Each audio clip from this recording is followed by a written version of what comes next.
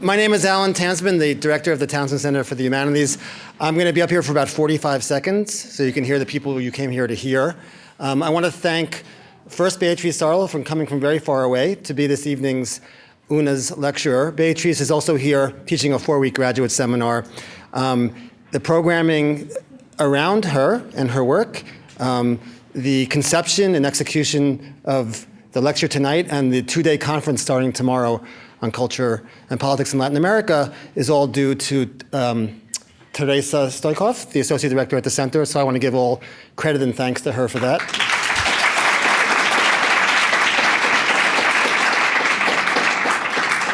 I know I swore I wouldn't mention you, but I couldn't help it. I'm sorry. And then finally, I want to just briefly bring Francine Maciel to the stage. Francine is professor in comparative literature and Spanish here. She's been a backbone of the humanities writ large at Berkeley for many, many years. She will, very sadly, be retiring shortly, and the symposium is in her honor.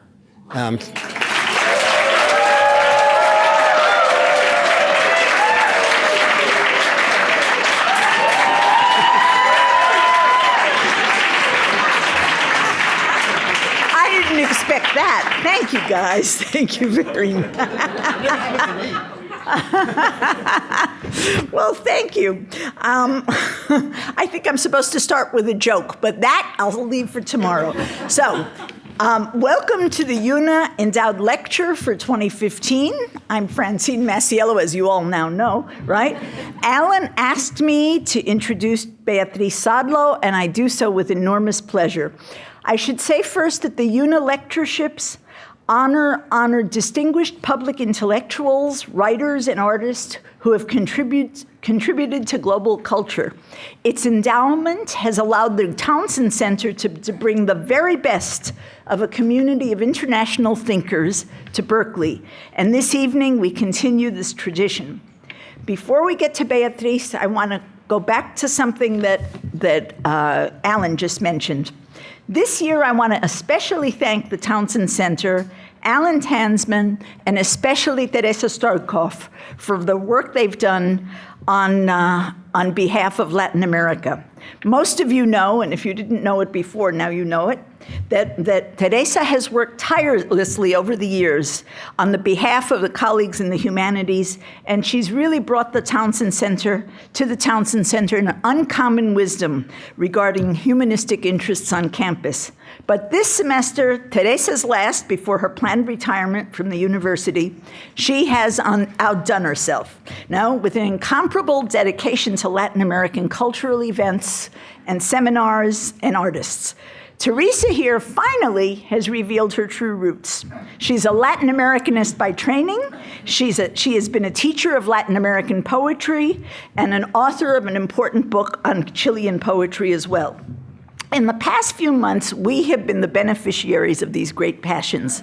The fall semester began with a curated show of the work of Argentine artist Andrés Weissman, and it continues with the invitation of Beatriz and the symposium on Latin American culture that will start tomorrow. Thank you, Teresa.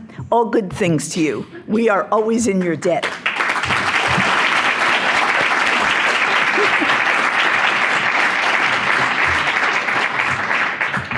And now to this evening's lecture. Because of the initiatives of Teresa and Alan, we enjoy the extraordinary privilege of having Beatriz Sarlo with us for the month of November. She's teaching a course on matters of travel and cultural encounters, and she is also gracing us with her presence in meetings with students and faculty.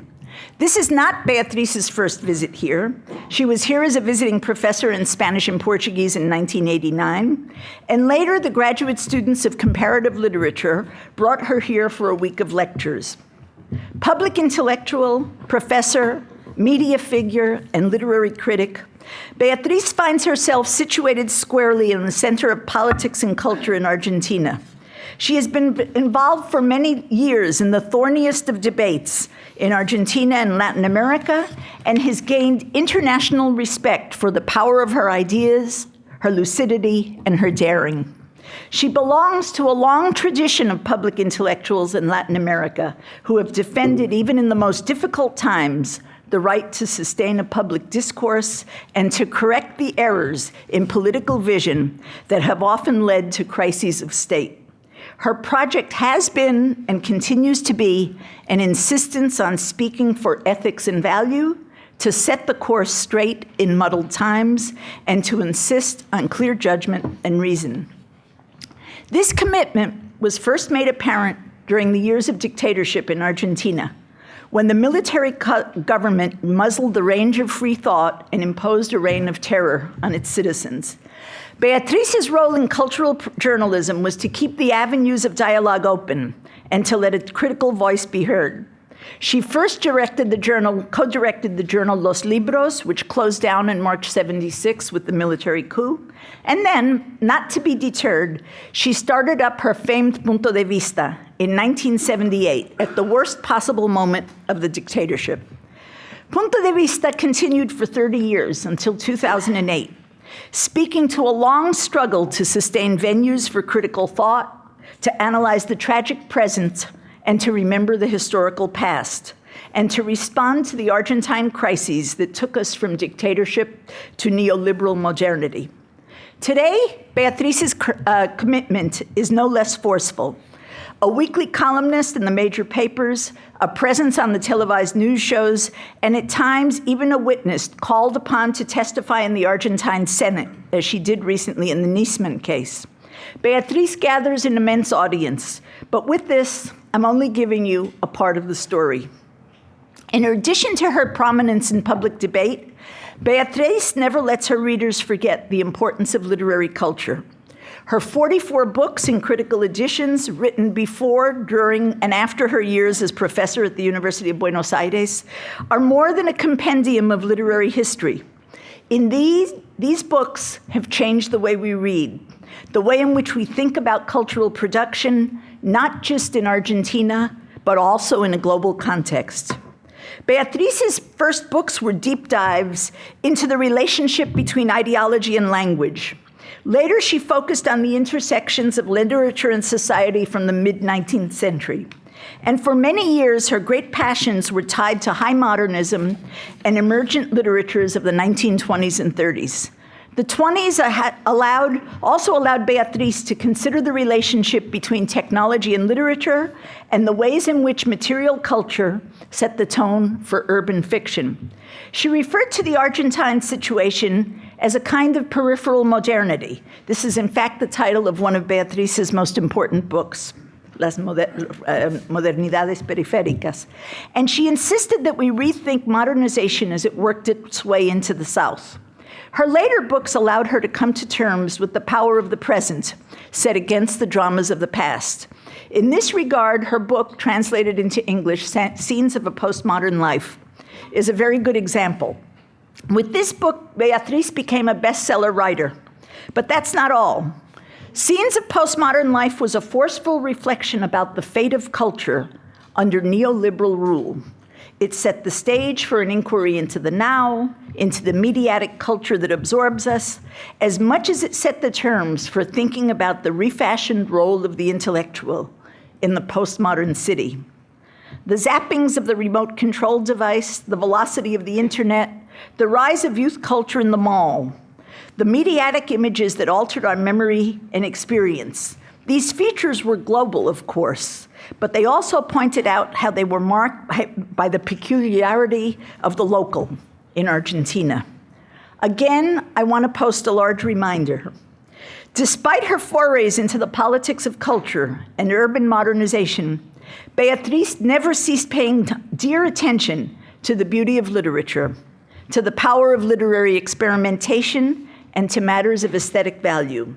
And what is so obvious to all of us who know her is her belief in the pleasure of the text.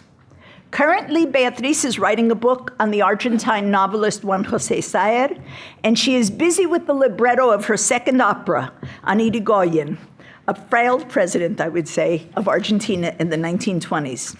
Tonight, I give you one of Latin America's leading intellectuals speaking about Latin America's most admired writer, Borges. Please join me in giving a warm welcome to Beatriz Sarlo.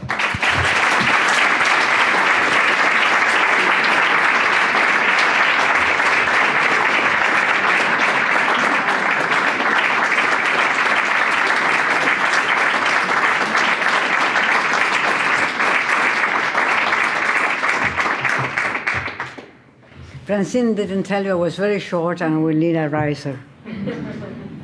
That she missed. Well, good evening.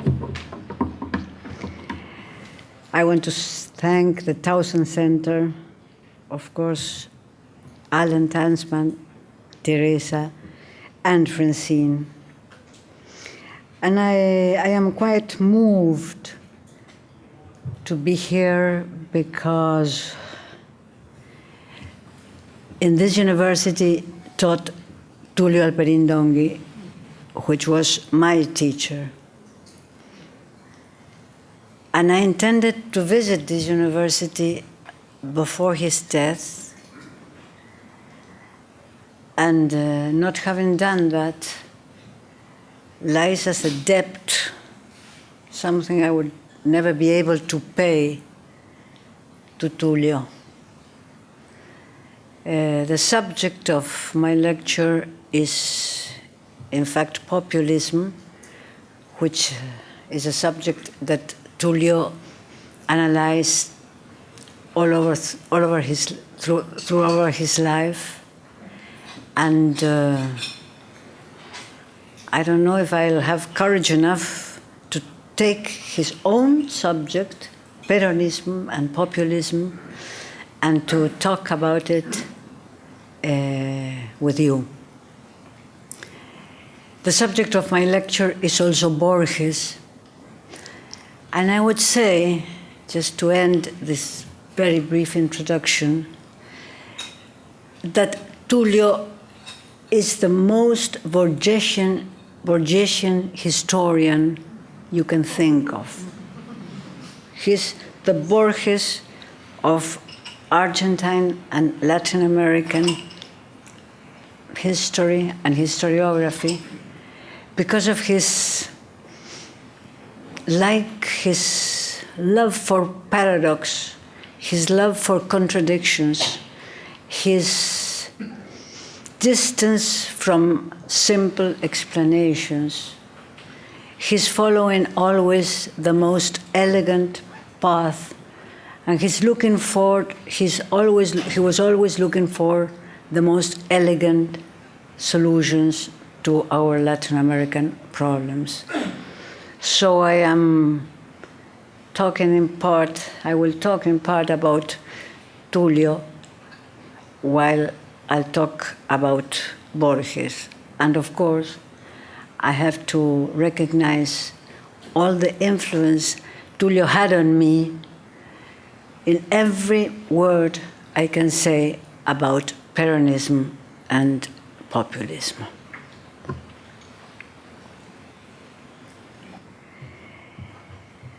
Allow me now a few and very short remarks on my topic today. We will discuss not the definitions of populism coming from political science, but cultural populism as it can be found in high literature, popular art, and political styles. Populism not only as the response to problems typical in modern nations, but as the cultural, unorthodox style that offers a meaning to social contrasts, conflicts, and contradictions. Argentine populism is not the only set of ideas and forms of this ideological family to be found in Latin America. Populism is not the only aesthetic ideology chosen by prominent writers in order to face the uncertainties of change and modernity. My case is to limit myself to consider three types of populism in the last 100 years. Borges, as I have told you, pop populism, and globalized populism. But let me do a very brief detour. Brazilian writers in the 1920s, as Borges, paid attention to local cultures, but the literary program was more typically avant-gardist than populist. Mario de Andrade was writing Macunaíma The same years Borges composed his fundamental Luna de Enfrente, 1925, and Cuaderno San Martín, 1929. However, it would be difficult to find two more different answers to the question of how literature works with popular languages and experiences.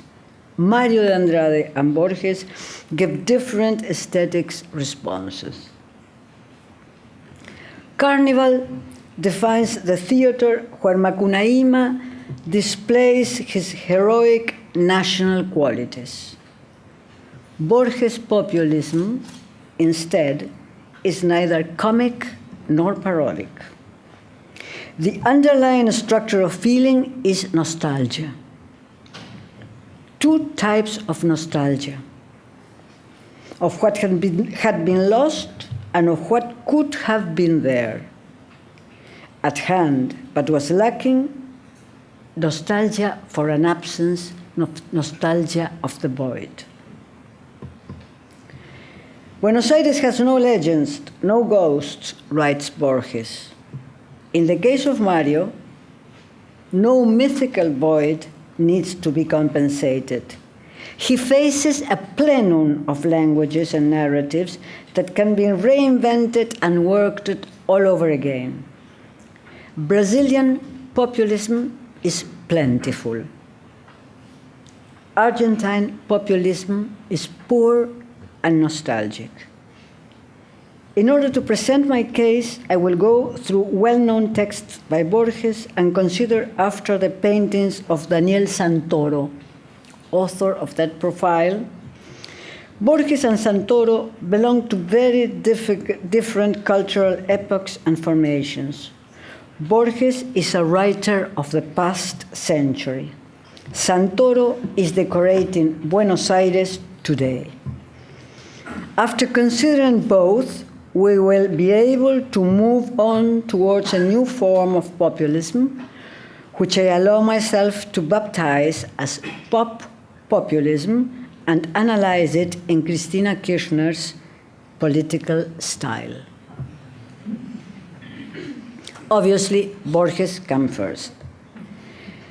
When he returned to Buenos Aires in 1921, he discovered a city that was, to his eyes, very different from that which he had left 7 years before. The friendly city of his childhood only survived in his remembrances.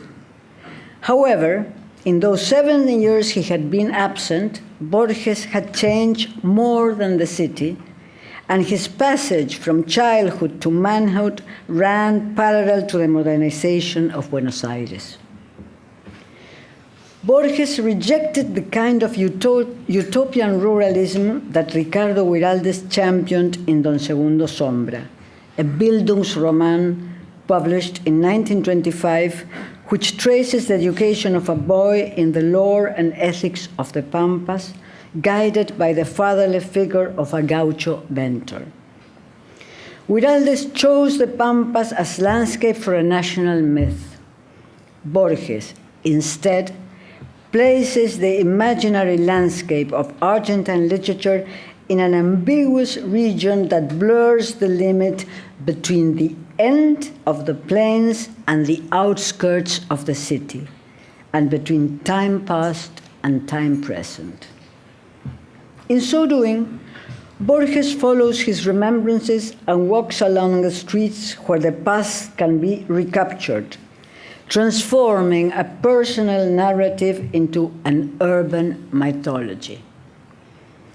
Exploring the clash between the city of his childhood and the city in the 20s, Borges produces a form and a concept blended together: the edges, where the old city persists, although condemned to dissolve in the present city.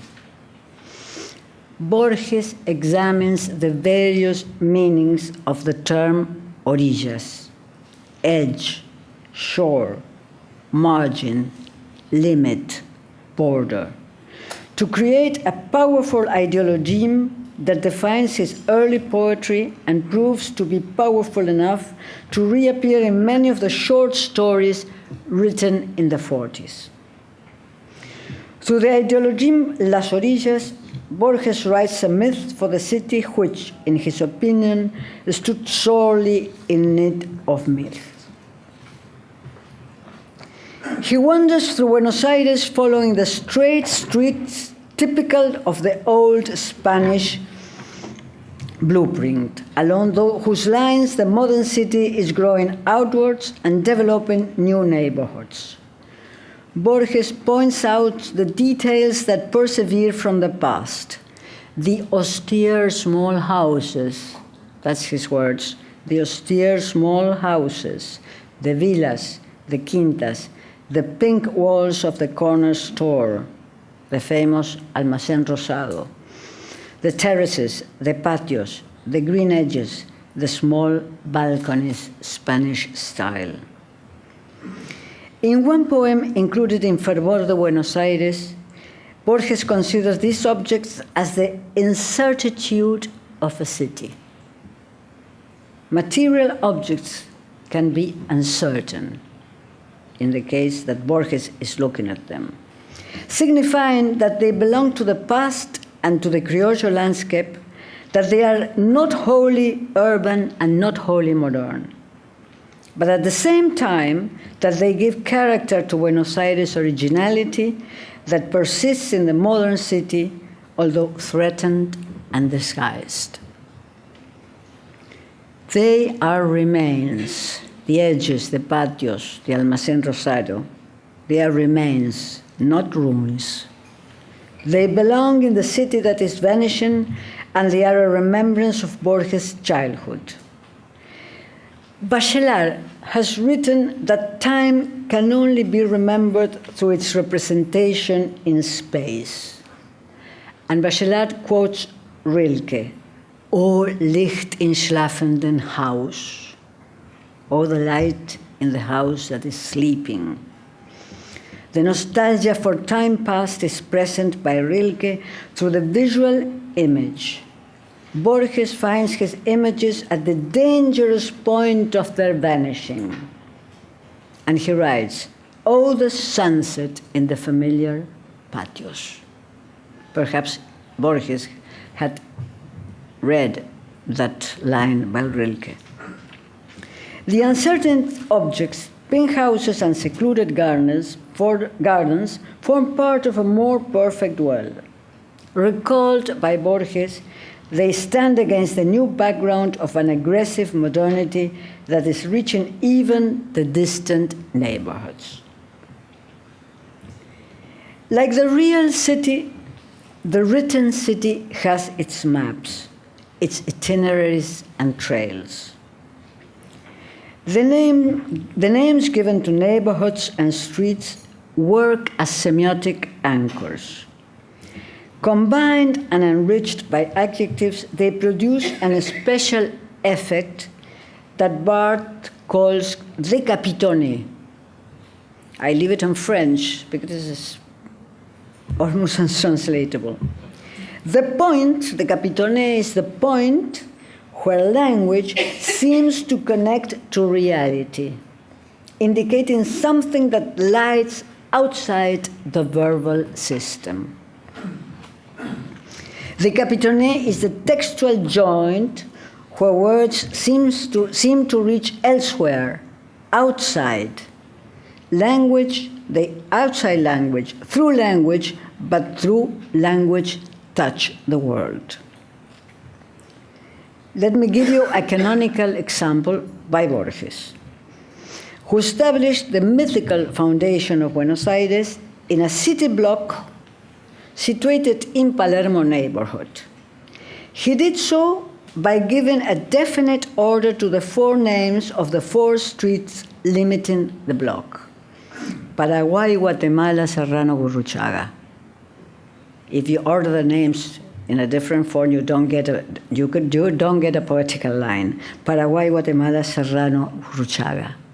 Real names of real streets that become the heart of his ideology, the heart of the margin. In an essay of the early 40s entitled A Partial Mystery, Borges explores Argentine identity and asks why is it that Argentinians have it identified with the primary boldness and wild independence attributed to the gauchos or the guapos, and not with the type of courage that distinguished military men, which were his ancestors. As you know, Borges had military ancestors. Why have they shown a preference for outlaws or people on the margin as opposed to the exemplary type of soldiers that were founding fathers of the Republic? Borges' answer is based on an interesting argument concerning the relationship of Argentinians to institutions. The typical Argentinian, he argues, rejects positive attitudes towards the state. He admires rebels and outlaws that oppose institutions. Borges proves his argument with an example taken from the gaucho literary tradition.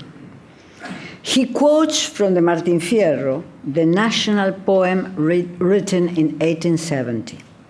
He invokes, these are Borges' words, the desperate night when a rank-and-file policeman decided against his own comrades,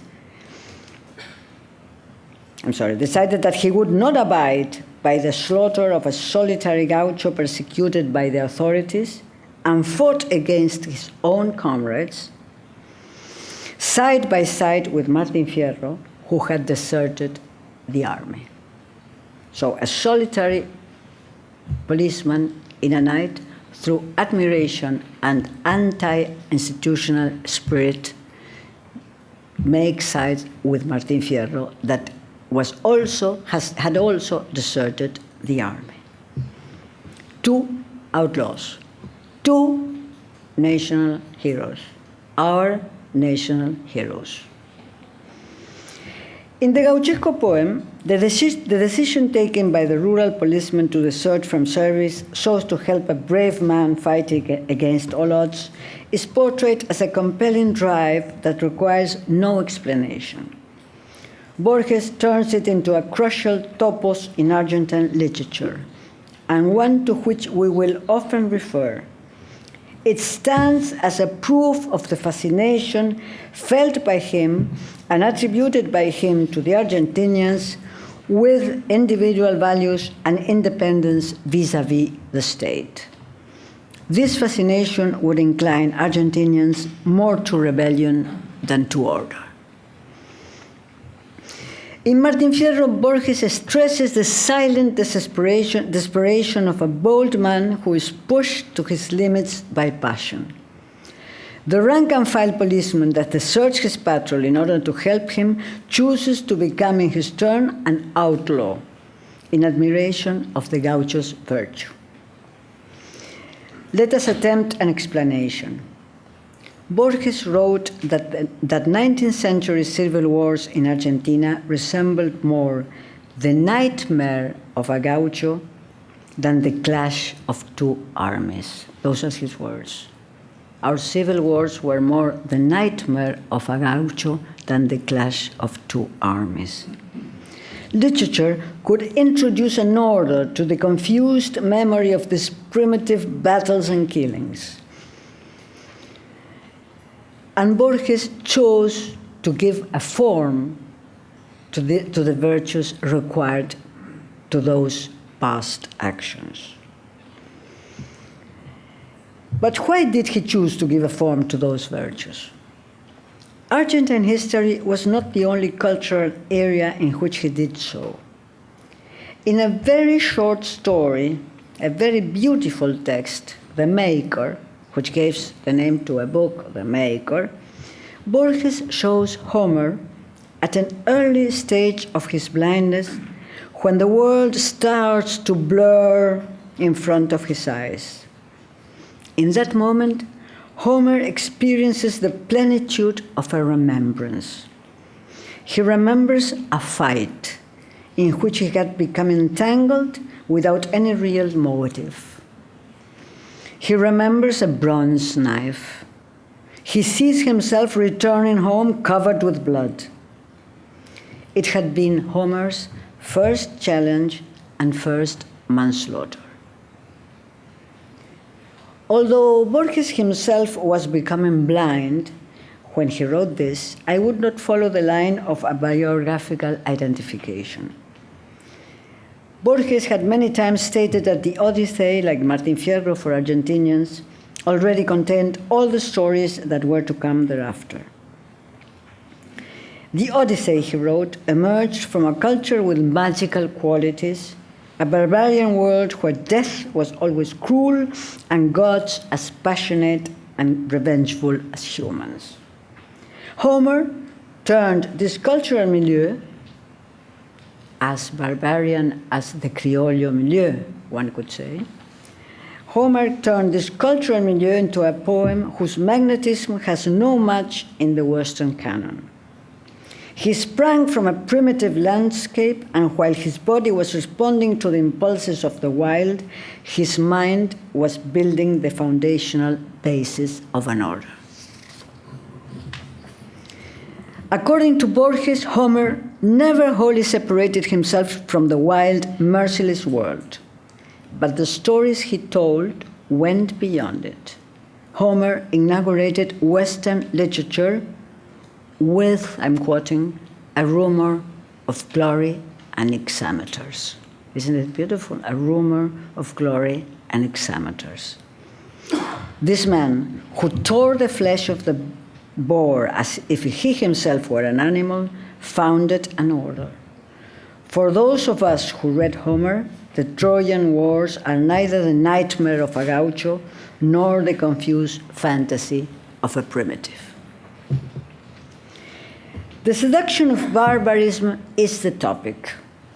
Literature is written, at least by Borges, not to follow general abstract rules, but to research the secret paths that are unexpected and often exceptional.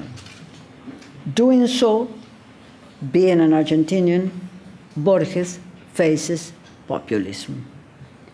He's indeed fascinated by the barbarian impulse, although he condemns it when it comes to politics. However, in Argentina, as in other Latin American countries, populism is not only an ideology on the left, it may also be found on the right. There is an expression in Spanish that points to populism on the right, populismo de estanciero. That means aristocratic populism. In Borges, I would say, nostalgic aesthetic populism. Now, let us turn to a case of cultural populism in the arts today. I will deal with some images by a well-known painter, Daniel Santoro, the most distinguished pop cultural populist postmodernist. I know it's some pop culture populist postmodernist. Allow me very briefly to situate our topic. Three traits were typical of Argentine modernity. Let's say Argentine modernity till the 1960s. Being able to read and write, having a job, and extension, a progressive extension of social rights. Most researchers tend to point out today that these traits are failing, weakening, or changing. For the most part, they do not apply to the young who happen to be poor and born to poor families. For Peronists, but not only for them, there is a sense of loss. Populism rates people's happiness as a key concept, not just as a horizon to be reached, but as a right to be entitled to. This belief also connects with New Age ideologies of happiness as subjective and physical individual being, a concept also found in Evo's Bolivia, and Correa's Ecuador, to the reinversion of an aboriginal myth. They don't mean the same, but today they form part of a common mass culture. The romanticization of happiness finds a collective subject in postmodern populism. And inversely, lost happiness is the territory of melancholic nostalgia. As we have seen, aesthetic populism has a long story in the 20th century. However, what I will here name pop populism amounts to a turn in the intellectual and artistic culture. Popular iconography delivers new messages when processed through the techniques and styles of pop painting. Thus, the 1960s shake hands with the Peronist iconography of the 1950s in order to produce images for the present century. Santoro, the painter, is an example of this mixture of high arc techniques and quotations, with official old Peronist iconography and popular art naivete. All this results in a sophisticated postmodern painting. His recurring subject is Paradise Lost, the Peronism decade from 1945 to 1955. That's Paradise Lost. Santoro represents an Argentina that is gone. Boys playing soccer with shoes and balls distributed by Eva Bountiful Foundation. Girl tending the doll, porcelain dolls that were only owned by the rich before the arrival of La Señora Eva. And the homes were full of everything, things to eat. That's what he paints. The homes were full of everything, things to eat, furniture, carpets, wallpaper, white curtains, flour, clean and colorful tiles in the patios. Eva protects the child while he sleeps. As you can see, Eva has a halo. Of course, this is not an object of discussion. I mean, this is not an object of discussion because you don't discuss myths. You don't discuss the falseness of a myth. A myth is a myth. Eva has a halo, and she's protecting a dark-skinned child, which is the obvious representation of the children that Eva would protect, and effectively protected while she was in office. I mean, she was not officially in office, but she had a foundation, which was, as the Argentine state, a sort of welfare state criollo way, I would say. Through the window, and it's interesting, what you are seeing here, through the window, the image which every cultural Argentine would recognize of Victorio Campo, which is the alter ego, the social and cultural alter ego of Eva. Victorio Campo comes from the elite. She was a millionaire, but she put all her money in a cultural magazine that she founded in 1931, and she published till 1973, 74, 75. I mean, it slowly extinguished, the magazine, the journal slowly extinguished itself, arriving almost to the year Victorio Campo died. Victorio Campo was exactly the opposite in cultural terms to Eva, and that's why Santoro places her on the other side of the wall. Eva is protecting the child because there is an aggressive world represented by a woman of the oligarchy that must be kept outside, and the child is really if you analyze the picture, the child is really protected from Victoria Ocampo that is looking at him. Second, the head is cut, but that's a problem of the reproduction I brought. Eva is distributing presents. It's interesting because she's distributing presents to a dark-skinned child, what in Argentina we call cabecita negra, to a dark-skinned child who receives a car. And there is another child, let us say, there is another child here with a beard who is undoubtedly Lenin. So in the midst of happiness, that means in the midst of somebody distributing presents to the children of the pueblo, evil makes itself present. Because Eva was deeply anti-communist, and Peronism was at that time deeply anti-communist. So you have the child whom Eva protects and has on her lap, and this child whom Eva touches, maybe just to incorporate him once and forever to Peronist movement, who represents danger, because there you have a holy bearded Lenin. This is again Eva. She's not dead. She's not dead. She's not dead, but dreaming, although the position and the volumes make us remember of sculptures of dead people in churches and cemeteries. If you can read what is written there, it says, Eva Perón is imagining a republic for the children, or the children's republic.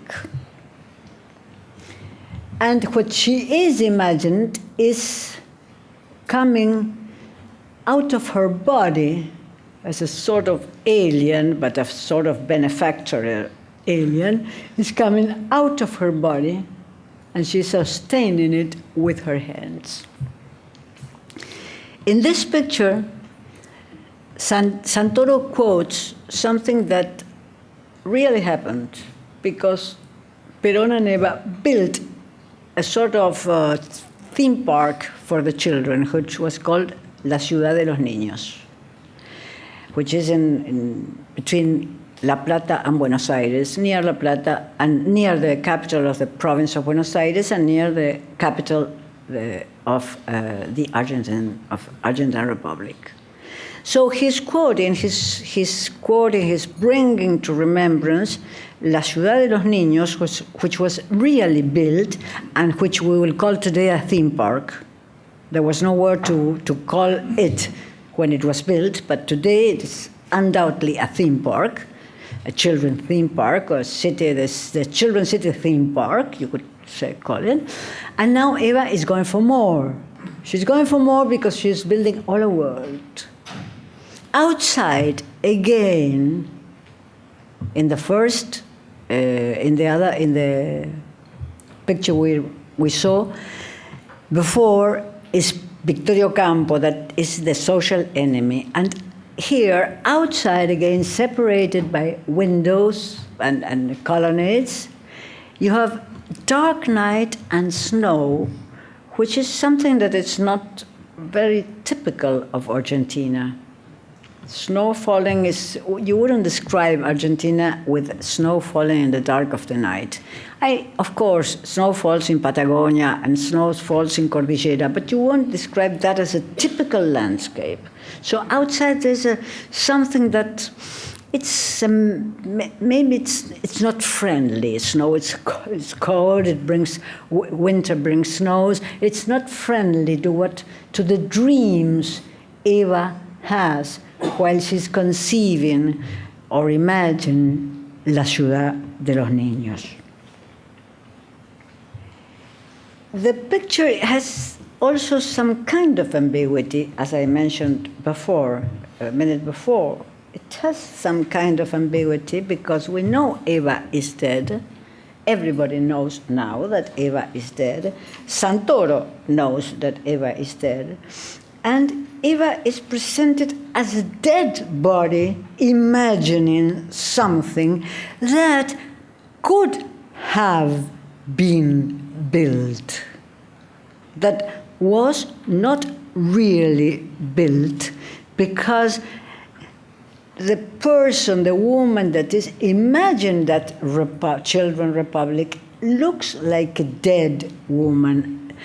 Her appearance is that of a corpse, a very beautiful corpse, but a corpse no less. And here comes death. Every child, that's Eva again, of course. I'm sorry for the missing head. It would be a trait of my deep anti-Peronism. No, please. Don't interpret.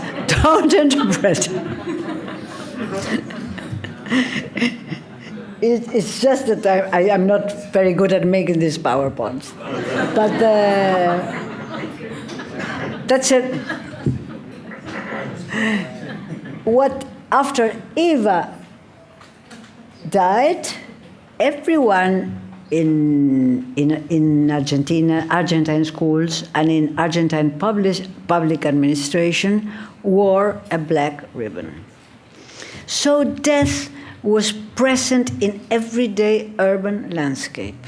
My mother, who was a teacher, had to wear a black ribbon on her white apron. You know that teachers and children in public schools in Argentina wear white aprons. And I remember my mother's black ribbon on her white apron. And my father lost his job because he refused to wear a black ribbon on the sleeve of his jacket. If you refuse to do that, you lost your job. That's it. That was it. I didn't wear a black ribbon because I didn't go to a public school. So I was just outside that conflict.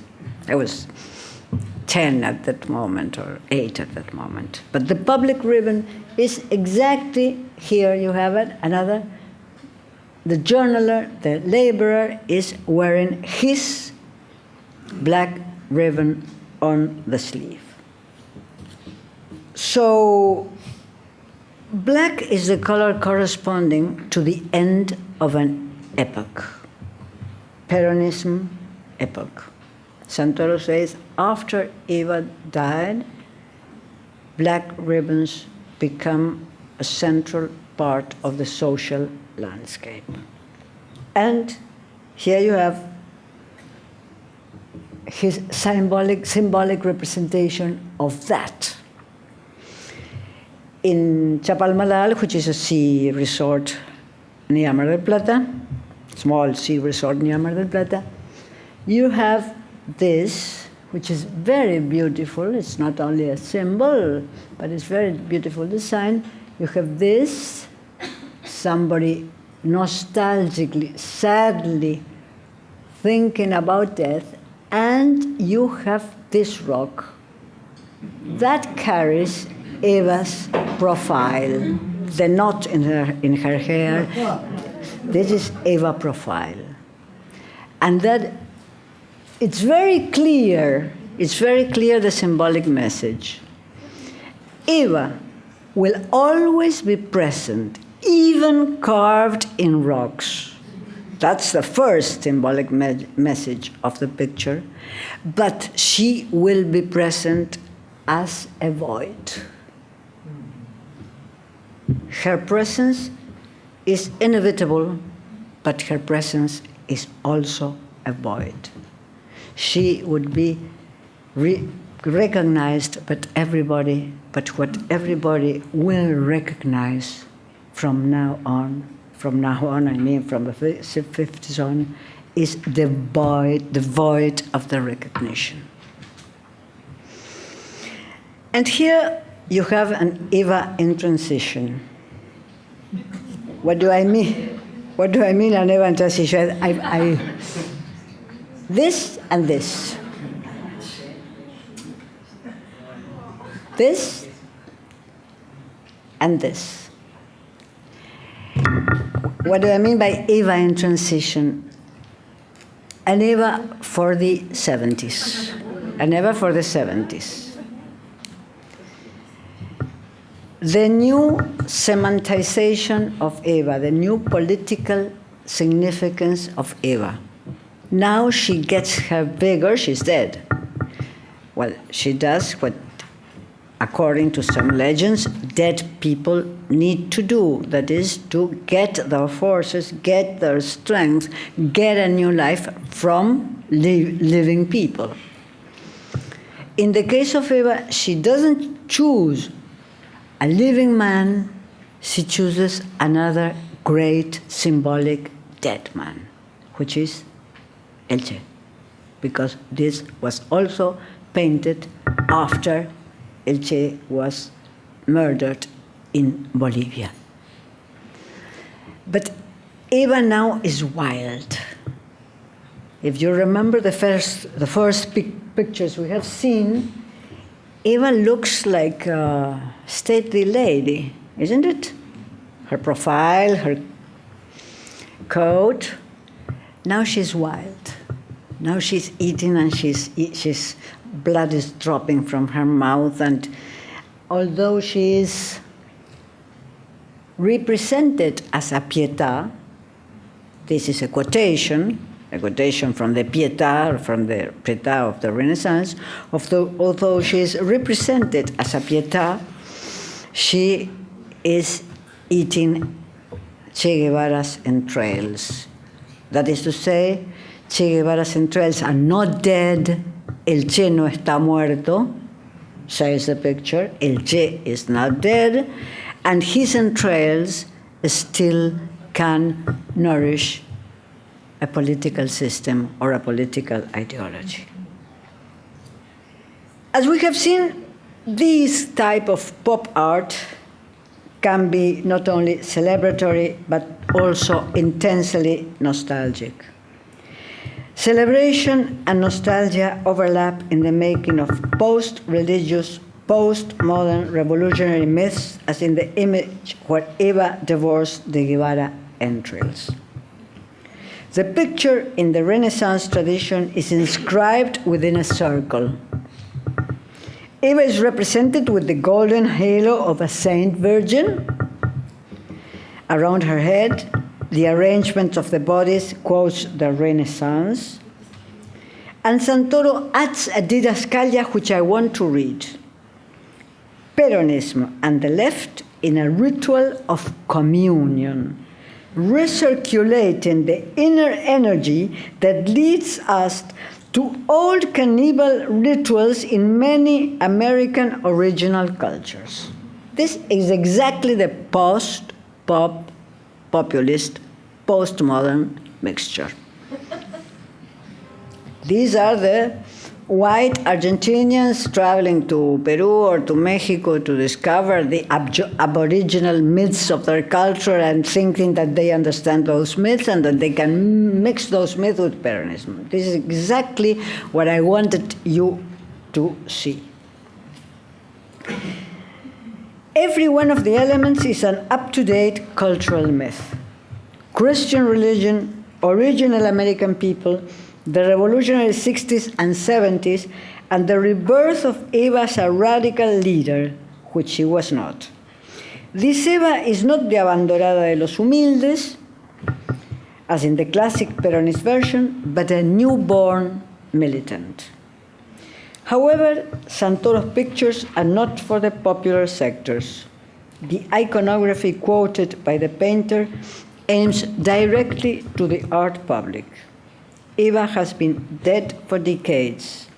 Her resurrection may produce excellent aesthetic fantasies and circulate very strongly in the art market.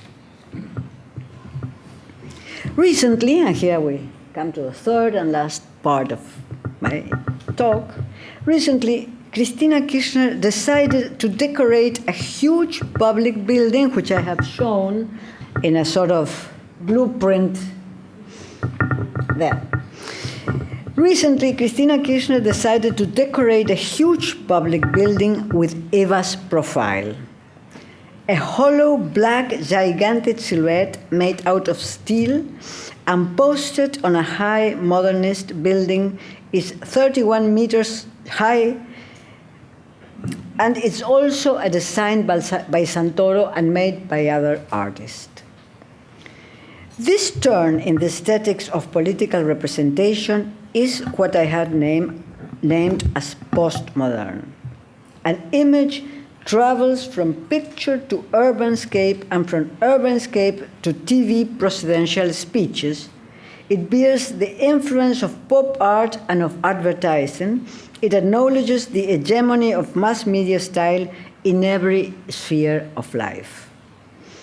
Populism has always been extremely successful in turning into the present state of sensibility, but was not always successful to produce convincing artistic versions of its ideology.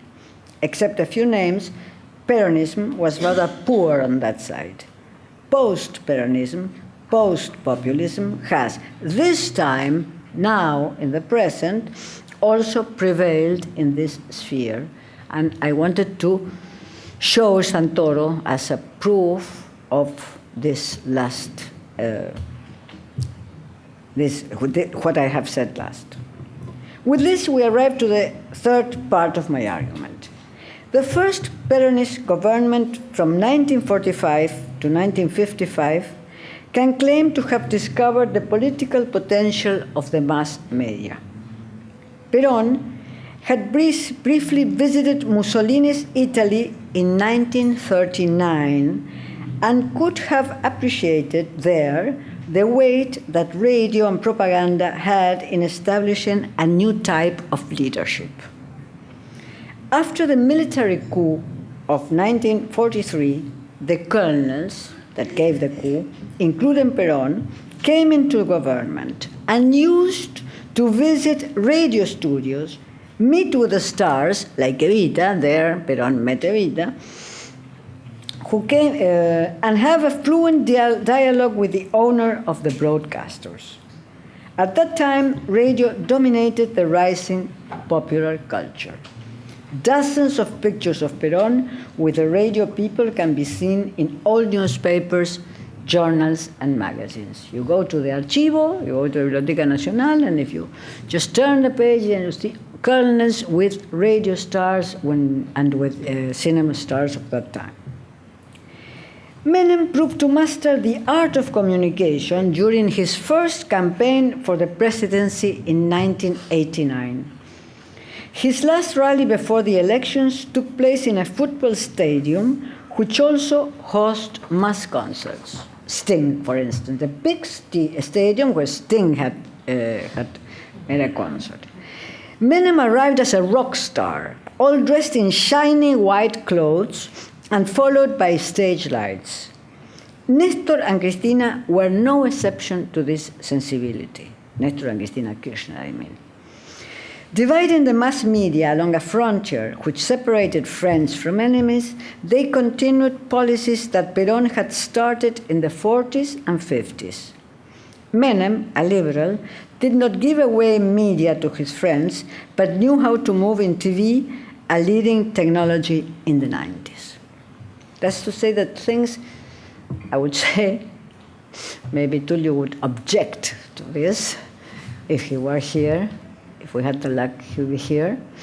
I would say that things, the relation with the media began in 1945, and that was a stable relation between Peronism and the mass media sphere during all these decades.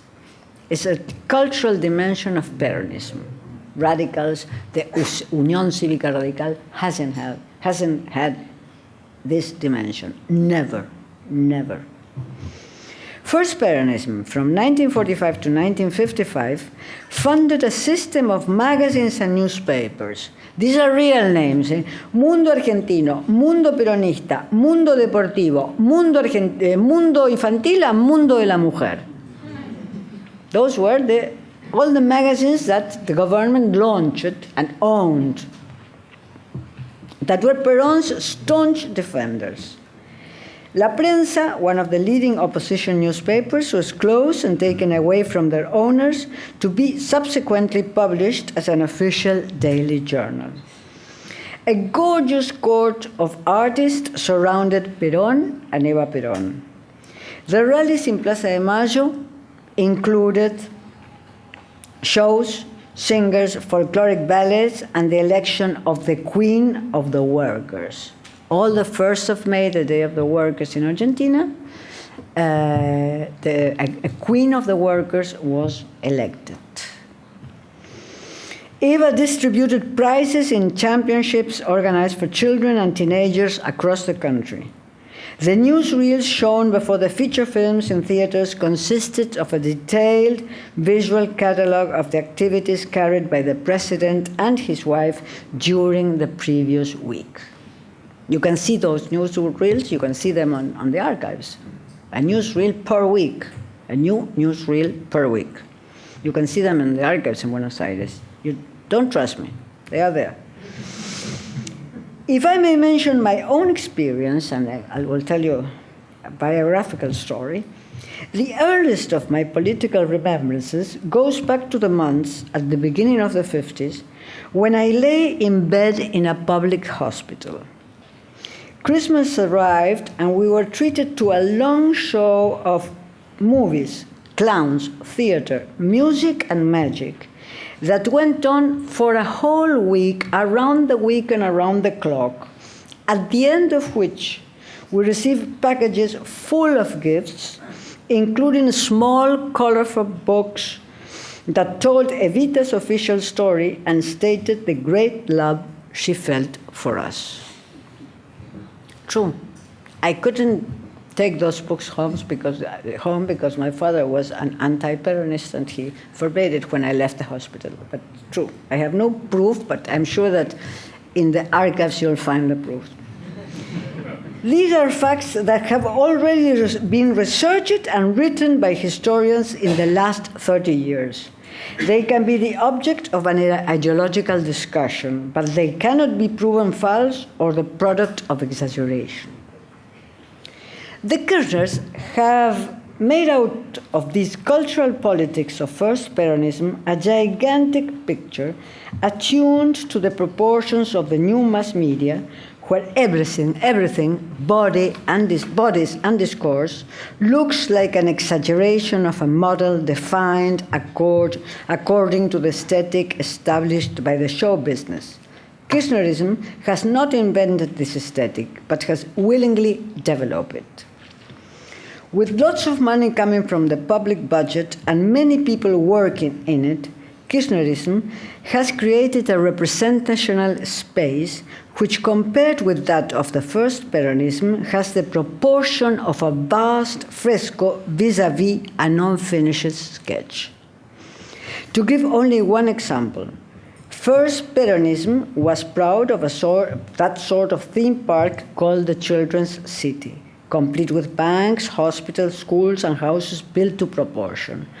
4 blocks of that city. Kirchnerism occupies a vast extension in the south of Buenos Aires city with Technopolis, a techno-science theme park where everything can take place. Rock concerts, gatherings and readings, chess playings, lectures, circus-like presentations, attractions of various types, whatever, you name it.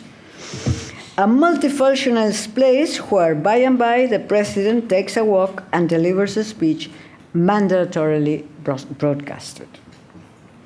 First Peronism gave new name to provinces, cities, streets, train stations, and hospitals, all of them rebaptized as Perón and Eva Perón. Since Nestor passed away, Kirchnerism has learned from this generous nominative enthusiasm.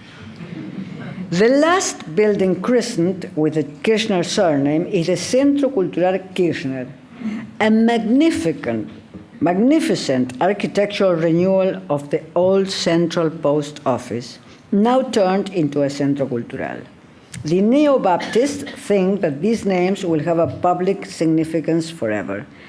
That has still to be seen. When Peronism, the first Peronism, was thrown out, all the names disappeared. But I think that some of these names will get along with their building in the buildings where they are now.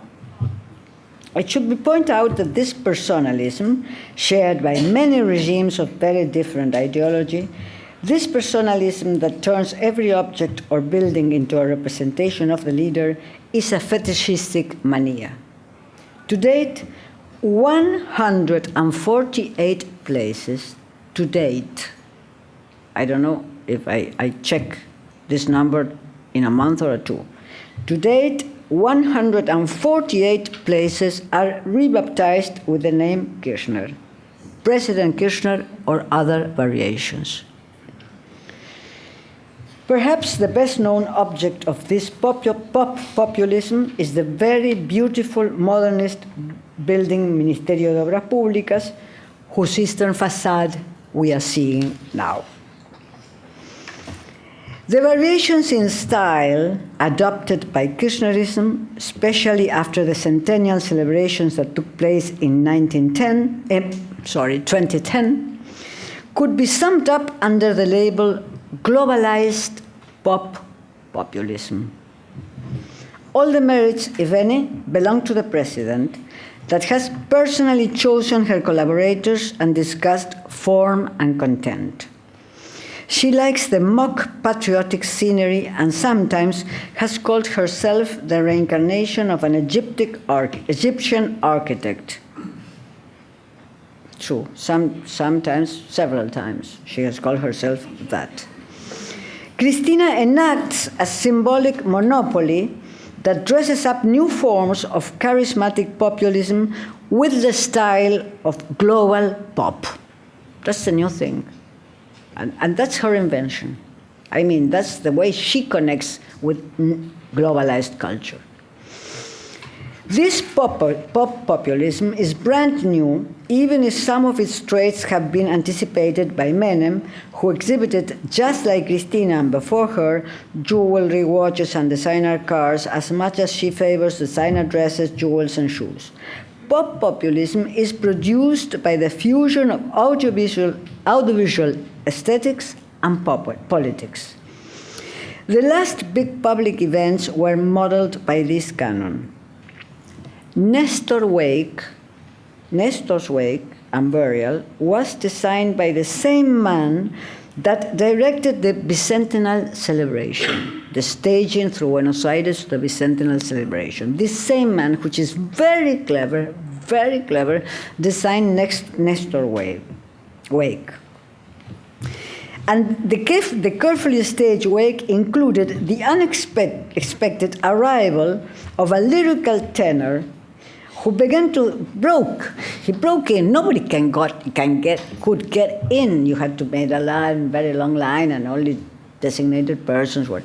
This tenor broke in where Cristina was, a lyrical tenor who began to sing Schubert's Ave Maria in the middle of the night, mixing his voice with the weeping of the mourners. It resulted that this tenor was the brother of the man who is the director of the public TV system in Argentina. That had to be researched, of course. Even Cristina's massively black clothes, she wore them for more than a year, were as carefully designed as the dresses through which she later began to move on from black to more luminous colors.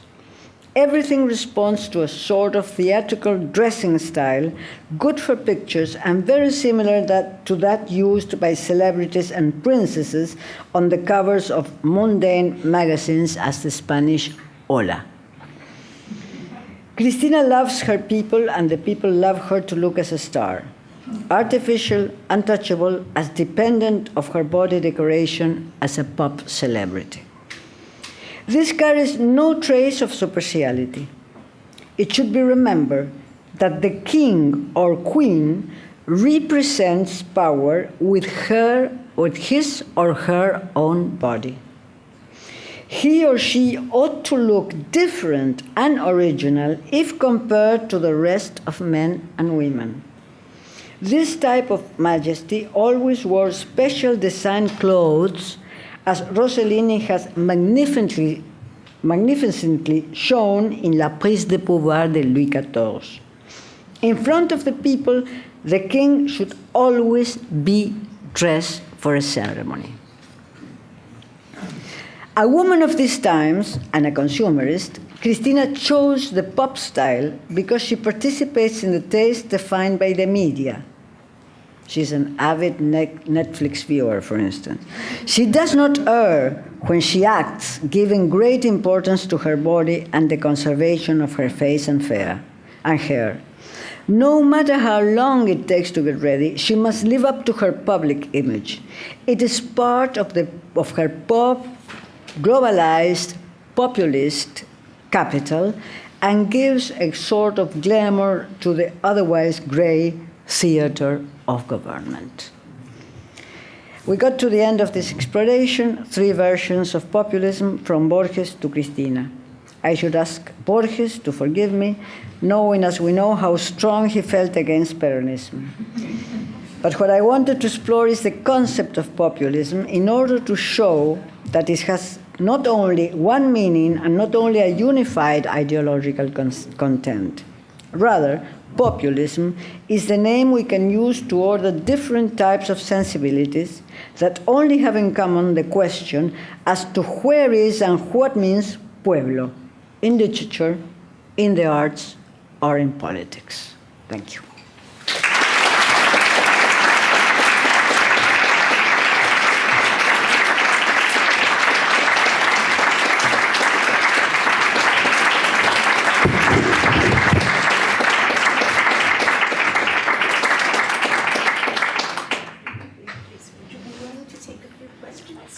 Questions and objections. Thank you. That was a great talk. And I know that at the end you were trying to say why you have Borges along with Santoro and the last section, but I still don't see how Borges belongs here, in the sense that the what you call the seduction of barbarity it's something that we can all understand, Homer, El Guerrero y la Cautiva, all of those short stories. But what you have in the second and the third section, I don't know how to call it, because barbarity would be like a metaphor for bad taste, or I don't know how to call it. No, it's so why Borges with these 2 other sections? I don't see it. But I'm sure that you want to do something with that, no? Because what would the word barbarity be doing in the second and the third section? No, where is barbarity there? And the other question is Santoro. I had never seen his paintings, but when I saw them, I thought they were ironic. Like I couldn't see that as a real homage to Evita, but the opposite. It seems deeply problematic, and I thought he would be criticizing Evita, but it seems like you're saying that it's serious, that he means that as something like let's praise Evita. Well, let's begin by Santoro, which is a short answer. Irony cannot be expelled from art in the 21st century. He's a great painter, he's a great artist. So you can get great painters, you can great artists that can be parodic, can be ironic. You cannot get direct great painters and great artists. It's impossible. So Santoro works with the aesthetics of his time. Nobody could stand before a picture that depicts Evita seriously, with no irony, with no mention, with no quotation of what Santoro quotes all the time, which is the reading books that children had in school with illustrations of Evita. So irony is just an element, it's a central element. Nobody would stand a real canonization of Evita in as high art, a serious canonization. I couldn't believe it. It would be just avant-gardist. If somebody really takes seriously that, it would be just avant-gardist. It was the Duchampian action, because representational art is always ironic or parodic or something today. You don't have straightforward realism. You don't have Courbet. You don't have that. You don't have that. Even in publicity, in political publicity, you don't get that, because no level of public would take it seriously. No level of public would take Courbet or something realistic or proletarian realism seriously. No. So Santoro paints like a man who is painting now. People might like or might not like what he paints, but he's a painter painting today. So he knows very well Renaissance painting, and that shows very clearly in his compositions. He knows very well Renaissance painting. His métier is very high, and he can work with Renaissance perspective, quoting it, not seriously. He won't aim to draw a picture following Renaissance perspectives. He just quotes Renaissance perspectives. I don't know if it's, you see what I mean. Well, that's why irony is always present.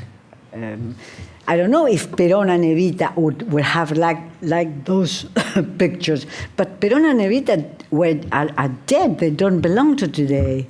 50 years ago, Perón has died. So Santoro paints today. He paints for the art public. He doesn't paint for the masses, but he can be seen by the masses, because the masses also know populism, pop art.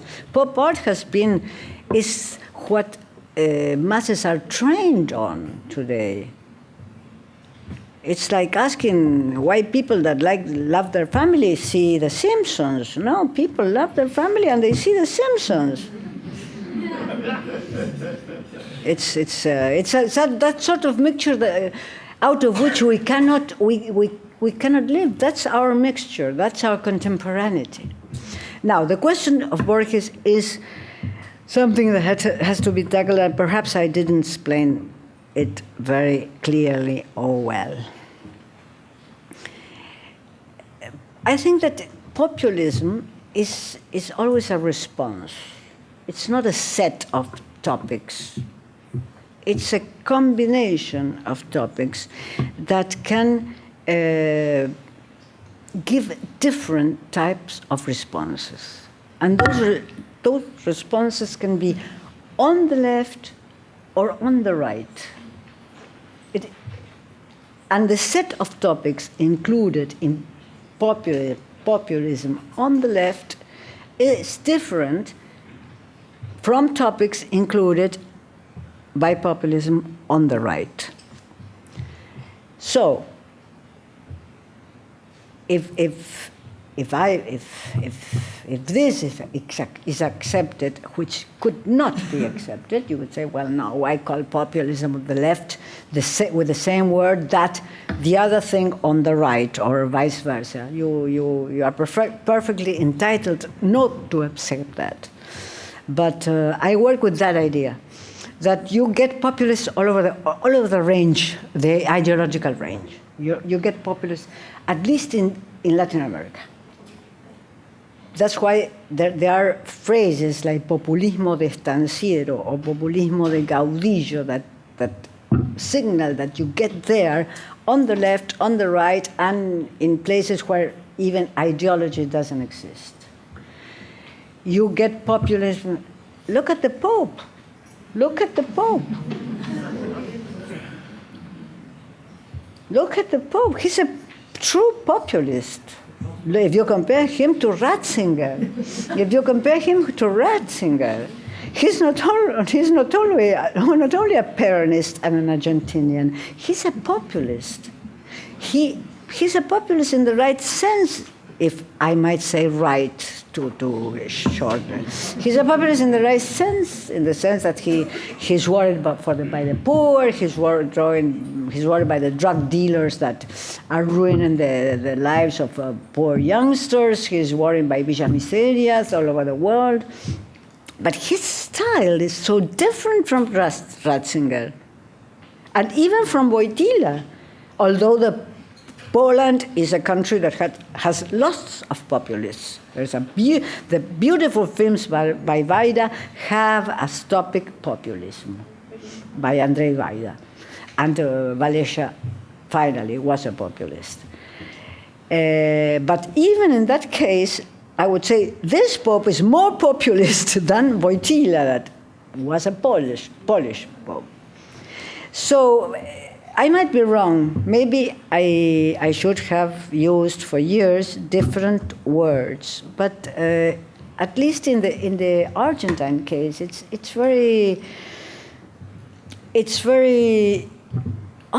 quite obvious. No, I would say very, because it's quite obvious that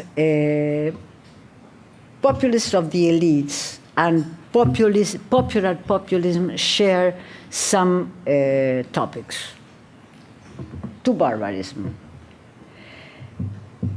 No doubt Borges was seduced by barbarism.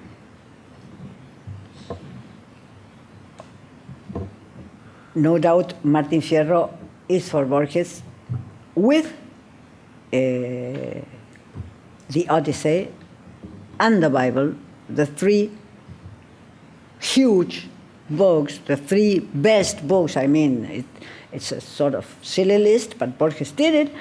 The three best books in the world are the Bible, Martin Fierro, the Bible, Martin Fierro, and the Odyssey, where Borges says we find all the stories. He was seduced by that type of literature and what I would say that type of ethos, that type of ethical world. That element is also an element present in Peronist populism, and especially in Peronist populism of the 40s and 50s. I mean, the populism of Perón, where some barbaric element was signaled as a positive asset of the movement. You, the negritos, said Eva. You, the negritos, you, the cabecitas negras, in you I trust. In you I trust. Because you don't come from the city, you don't come from schools, you are not doctorcitos, you are not little graduates, you're not college graduates. Doctorcito would be the equivalent to be a college graduate. You are not doctorcitos, said Eva. There was a sort of reivindication of something that exists only below. The culture that exists only below. Of course, Eva looked at objects that Borges would have hated, and vice versa. The word Martin Fierro never was dropped by Eva's mouth. And perhaps if it's not clear enough, I should not present them all together. But my feeling is that they belong to the same continent, although they are waging a war for decades and decades and decades between them. That they belong to the same continent, to the same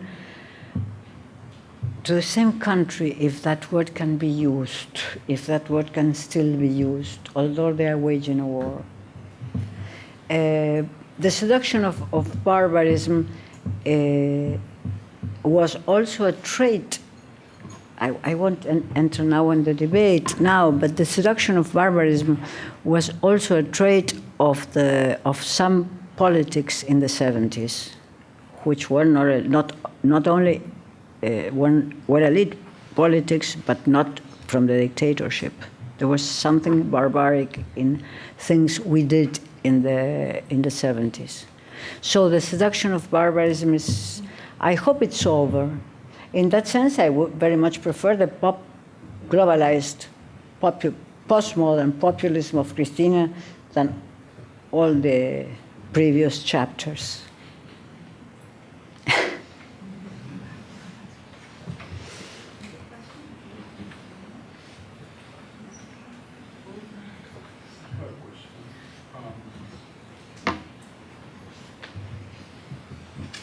Thank you. My question is, you have an election coming up, and I'm wondering, Macri, should Macri win, is he going to be a populista, un estanciero populista postmoderno? What kind of government? I'm not asking you to make a prediction, but what kind of transition you see from Kirchnerismo to whatever Macri might bring to Argentina? I told the Thompson Center that no political questions were allowed.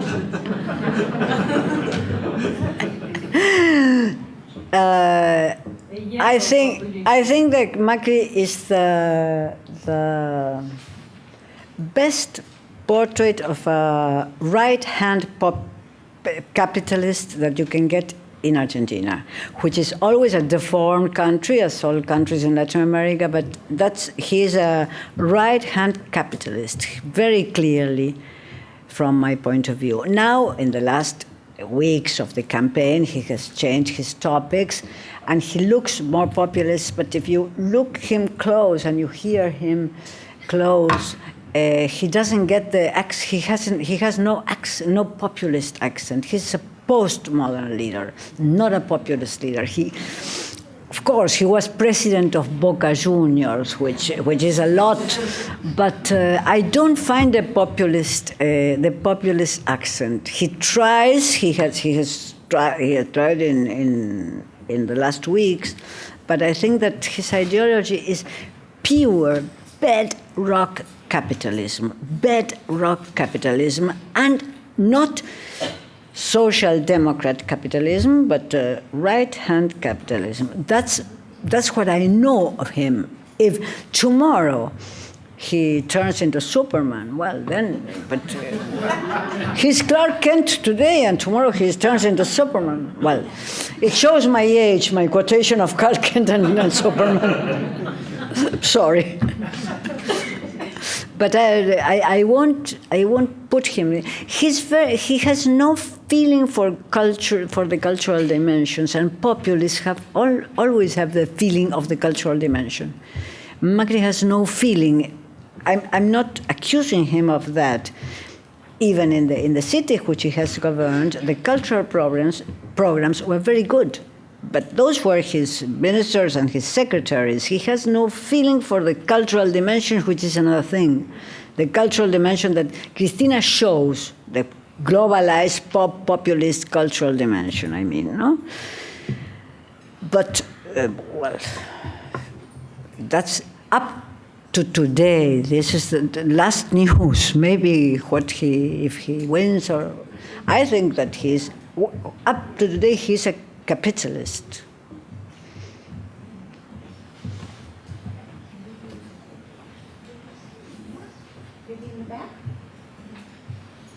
Right now that we're talking about soccer, what do you think about Maradona and how popular he is in Argentina? He's even considered an idealist. He's the Church of Maradona. What do you think about that? What do you think? What do I think about Maradona's popularity? Well, let's say he has the merits to be popular, people that understand about soccer, I don't. But people who understand about soccer, who understand the mechanics and the virtues of the play, say he was very, very, very good. So that's the basis of his merit. Some add to it that he has had the talent or the whatever of playing his life on TV. He played his life on TV. He turned himself to be a TV showman. He played his life, his loves, his daughters, his new novias and his old novias and whatever. So that adds a lot because you would say soccer exists for the last 100 years in Argentina, but TV requires not only that soccer players be clever on the field, but they require from them some action in the mass media, TV, social nets, or whatever. That's why Messi had to face several years of a freezing before being recognized as the great Argentine player coming after Maradona, because he didn't know how to play, and he doesn't know up today how to play his life as a TV show. Maradona had that talent. Messi has taken another route. He doesn't pay his taxes in Spain, and maybe that gets him to the front page of the newspapers. But he hasn't the talents of playing his life on TV, making his life a show. And besides, Maradona was very good at what porteños like as a type of short and cutting answer that porteños appreciate a lot. Maradona was very good at that. Not now, because, well, his head is not working as well as ever, but he was very good at that. So he was very good at answering interviews and making puns and all that. That's all I can say. But there are people that know much more than myself, sociologists that make sports. Yeah, but I was asking more about why he's so idealized in Argentina. There's even a cult, there's a church for Maradona, and how come he's so powerful in Argentina through the people? He has a lot of power. So beyond soccer, what makes him so special?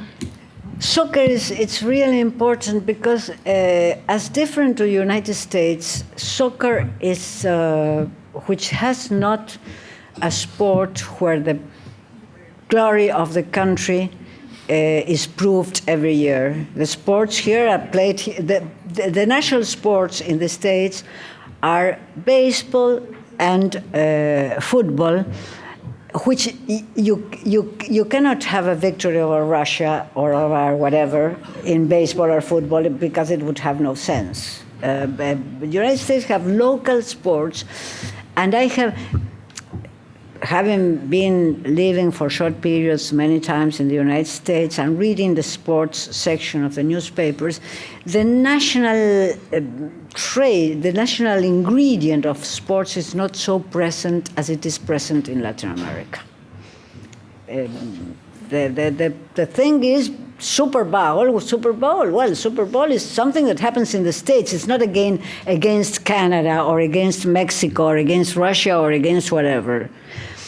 In Latin America, it's different.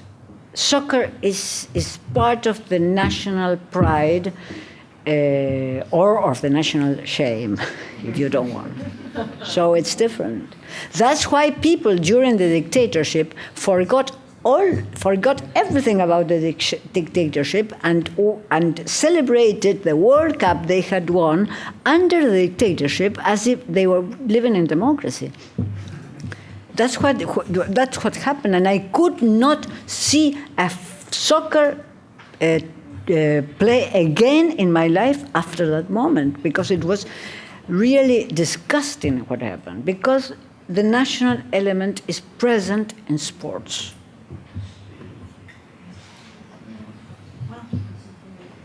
Beatriz, and thank all of you.